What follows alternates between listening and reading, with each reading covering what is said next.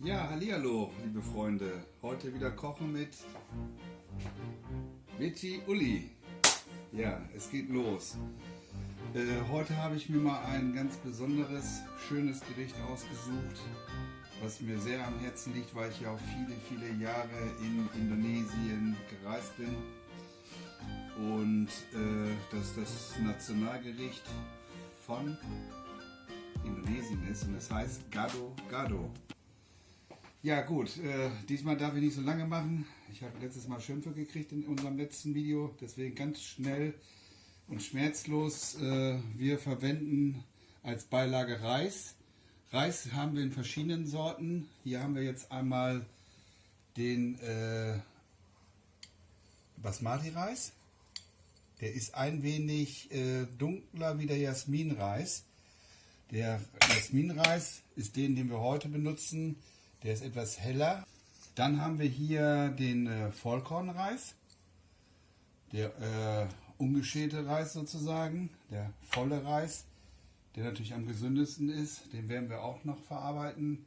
Aber wie gesagt, heute machen wir mit Jasminreis. Ganz schnell. Dazu nimmt man am besten einen Reiskocher. Wenn ihr das nicht habt, die meisten haben ja keinen Reiskocher, könnt ihr das gleiche natürlich auch mit dem Kochtopf machen. Wasser rein. Reis gut abwaschen, ganz wichtig. Reis muss abgewaschen werden, mehrfach. Da sind noch Pestizide vom Reisfeld drin. Wascht den wirklich gut ab. Dann nehmt ihr euch so einen Cup oder irgendwie eine Tasse, eine kleine. Nimmt 2 Anteile Reis, knapp 4 Anteile Wasser. Jetzt haben wir also den Reis in den Reiskocher eingefüllt. Der Reis liegt unten, das Wasser ist oben. Jetzt machen wir das Ganze in den Reiskocher rein, machen den Reiskocher zu, stellen ihn auf Kochen und alles andere geht automatisch, da brauchen wir uns nicht mehr drum kümmern. So, als Zutaten für Gado Gado haben wir einmal Spitzkohl. Den Spitzkohl haben wir ein wenig rechteckig geschnitten. Dann haben wir dazu passend Sojasprosslinge, also Sojasprossen. Ja, dazu haben wir dann kleine Kartoffeln. Das sind Pellkartoffeln, die sind nicht ganz durchgekocht. Passend haben wir noch uns die Paprika schon geschält, geschnitten, nicht geschält. Dann haben wir diesmal frisches Koriander genommen mit Wurzel. Passend dazu haben wir noch die leckeren roten Zwiebeln. Die haben wir uns auch ein bisschen rechteckig geschnitten. Und wir haben unseren lieben Knoblauch, den wir immer gerne essen. Dann haben wir des Weiteren haben wir noch Tomaten. Nimmt bitte auch wenn man überhaupt Tomaten isst, jetzt in dieser Zeit, wo es ja eigentlich keine Tomaten gibt, nimmt Strauchtomaten, nimmt nicht die billigsten, sondern bleibt bei guten Tomaten. Dazu kommen dann noch Eier. Zu den Eiern muss ich euch persönlich noch was sagen, weil ich ja schon ewig Vegetarier bin. Wir nehmen ausschließlich Eier von den Anbietern, wo die kleinen Babyhühnchen nicht geschreddert werden. Da lege ich großen Wert drauf. Mittlerweile gibt es ja auch in Bio-Qualität. Zum Schluss haben wir dann noch eine kleine Chili, die wir noch mit einbauen in unser Gericht. Wir haben natürlich auch das normale Chili wie immer. Wir haben hier die süß-sauer-Soße wie immer. Wir haben die dicke Mushroom-Soße wie immer. Wir haben die dünne Mushroom-Soße. Und wir haben natürlich auch die süße Sojasauce. Und zum Schluss Öl. Fangen wir einfach damit an, dass wir die Pfanne jetzt erhitzen. Ja, wie gesagt, die Pfanne ist ein wenig erhitzt. Wir nehmen unser normales Öl. In diesem Falle nehmen wir nicht so viel Öl, weil wir das Öl nachher nicht mehr rausnehmen können. Gehen wir da sehr sparsam mit um. Was ich allerdings jetzt bei diesem Gericht mache, ich werde mal so ein bisschen exklusives Olivenöl mit eingeben. Das ist einfach nur so ein ganz leichter Geschmacksverstärker. Der kommt raus, der Geschmack. Und man hat dann auch gleichzeitig ein kleines, besseres Gefühl. So, das werden wir dann nochmal ganz kurz zumachen, damit sich das nochmal ein bisschen erhitzen kann. Zum Schluss haben wir hier noch leckeren Tofu, den haben wir vorher vorbereitet. Das habe ich ja schon in meinem letzten Video euch gezeigt, wie man Tofu herstellt. Beziehungsweise herstellt nicht, sondern wie man Tofu zubereitet. Das Herstellen, das wäre ein eigenes Video, was wir vielleicht irgendwann auch mal machen können. Diesen Tofu, den werden wir in diesem Fall oben auf unser Gericht mit eindekorieren. Ich mache das eigentlich häufig auch, dass ich den Tofu gleich mit in dieses Gado-Gado-Gericht einbinde. Das machen wir diesmal nicht, aber es schmeckt trotzdem genauso gut. Ja, gut, dann fangen wir dann damit an, dass wir jetzt schon mal den Spitzkohl in die Pfanne geben. Ja, ihr hört es schon. Das ist schon mal lecker. So.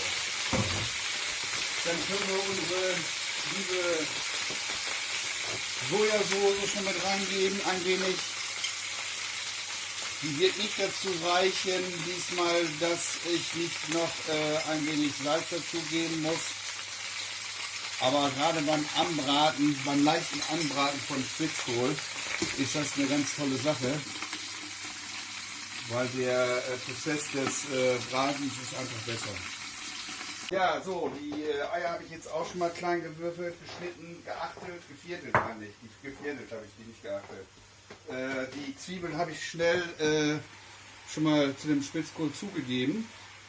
Das drehen wir gleich auch nochmal um. Ich hatte den Spitzkohl schon einmal umgedreht, dürft ihr nicht vergessen. Und jetzt hier meine tolle Methode mit dem Knoblauch, einmal drauf und dann rein.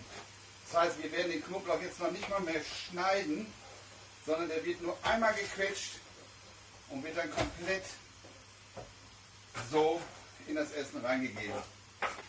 Und dann geht das hier rein. Zack. Noch einmal gut mischen das Ganze. Ne, ihr seht jetzt mal, wie das schön Farbe angenommen hat. Das Ganze wunderbar. Sieht sehr lecker aus. Dann werden wir schon mal unsere schönen scharfen Chili, die ich schon mal klein geschnitten habe, mit reinmachen.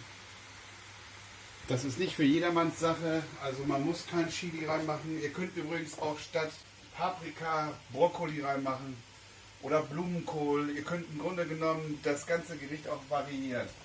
Im Prinzip ist es nur wichtig, dass es so ähnlich gemacht wird, wie ich es hier mache. Die Paprika können wir jetzt auch schon einbinden. Was ich noch ganz vergessen habe, was eigentlich das Wichtigste von diesem Gericht ist, die Erdnusssoße. Guckt es euch an.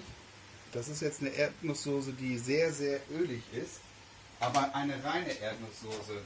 Oftmals werden die gestreckt mit Palmöl und wir sind leider keine, oder Gott sei Dank keine Freunde von Palmöl. Wir haben also jetzt hier reines Erdnussöl. So, dann nehmen wir jetzt mal ein bisschen von unserer Mushroom-Soße dick. Nicht zu viel, nur ein bisschen. Immer nur ein bisschen nehmen, das ist wichtig, ne, damit wir nicht den Geschmack versauen. Wir nehmen gleichzeitig ein wenig Süß-Sauersoße, Chili, auch nur ein bisschen.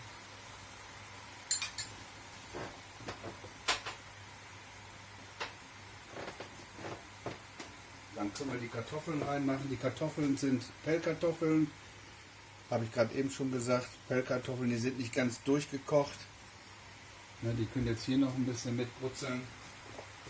Dann nehmen die auch dementsprechend den Geschmack von dem Gado Gado an. Ne? Das ist ganz wichtig. So, ich rieche jetzt schon die Chili. Das juckt in der Nase schon. Deckel nochmal drauf, warten wir nochmal 2 Minütchen ab. Ja, wie gesagt, das Gado Gado Gericht ist ein indonesisches. Ich habe da auch einen sehr guten Freund, das ist der Nomen. Mit Nomen habe ich schon so viel Gado Gados gegessen in sämtlichen Garküchen auf Bali, die es so gibt. In ganz vielen verschiedenen ganz schön verschiedenen Varianten. Man kann jetzt dieses Gado Gado auch einzeln, die Erdnusssoße kann man einzeln anbieten. Das sieht natürlich im Bali ganz anders aus oder auf Lombok, da geht das dann auf so ein Bananenblatt. Wir versuchen das hier gleich auch mal ein bisschen schön zu machen. Jetzt habe ich noch ein bisschen Wasser reingetan, dass sich das Ganze noch mal ein bisschen bindet. Und jetzt können wir im Grunde genommen auch schon die Sojasprossen reinmachen. So. Ja, und dann wollen wir das Ganze auch schon mal wieder drehen. so, dass das auch so ein bisschen sich bindet. Und danach kommt dann die Erdnusssoße rein. So. Ja, so schnell läuft der Reiskocher. Das waren jetzt maximal nur 10 Minuten. Höchstens. Der Reis ist fertig. Der brutzelt jetzt noch ein bisschen nach. Der hat jetzt auch, wollen wir sagen, umgeschaltet auf warm. Warm kann der den ganzen Tag stehen. Viele Asiaten lassen den ganzen Tag an. Mache ich nicht, ist mir zu gefährlich auch. Aber viele machen es halt auch. Ne? Das kennen die gar nicht anders, weil die essen den Reis ja nicht nur morgens, sondern abends auch. Gerade die Thailänder, die haben immer sehr kulinarisch. Ne? Bei denen gibt es oftmals 3 Mahlzeiten in Form von Essen. Nicht so wie bei uns Frühstück, Mittag, Abendbrot. So, jetzt drehen wir das Ganze nochmal mit der Erdnusssoße. Verrühren das. Ne, die Erdnusssoße ist natürlich von der Konstanz her, ja, wie soll man sie beschreiben? Sehr zäh, ne? Ja, das muss man so ein bisschen auseinander machen, das Ganze. Nicht, dass wir nachher so Klumpen da drin haben. So, wir haben den Koriander reingetan. Wir können jetzt auch die Eier reintun. Das ist alles kein Problem. Jetzt können wir die leckeren Tomatchen noch mit reinmachen, die ja so gut wie keine Hitze mehr brauchen. Wir können jetzt schon mal ausstellen. Ne, das kocht sowieso noch ein bisschen nach. Dann kann man die Resthitze auch noch mit benutzen. Ja, jetzt ist das Gericht so gut wie fertig. Wir werden das noch mal ganz leicht mit Salz abschmecken. Ich hatte ja schon zu Anfang gesagt, dass ich diesmal nicht so viel Sojasauce nehme, sondern das Ganze noch ein wenig mit gemahlenem Kristallsalz, Himalaya-Salz verbinde, verrühre und einen ganz kleinen Geschmack von gemahlenen gemischten Pfeffer. So, ich habe im Übrigen noch ein wenig Wasser beigetan, damit das letztendlich Ganze ein wenig besser in Form kommt. Ja, und ich werde euch das Gericht jetzt auf den Teller servieren und dann könnt ihr euch davon überzeugen, dass es lecker aussieht, zumindest. Schmeckt tut es auch lecker. Ja, liebe Freunde des Kochens und des guten Genusses, wir haben unser Gado Gado fertig. Ich möchte das mal präsentieren mit unserem leckeren Jasminreis, mit dem Tofu und mit der leckeren Erdnusssoße. Also einen Daumen hoch fürs gute Gelingen und wir sehen uns dann das nächste Mal. Und bitte abonniert mich. Tschüss!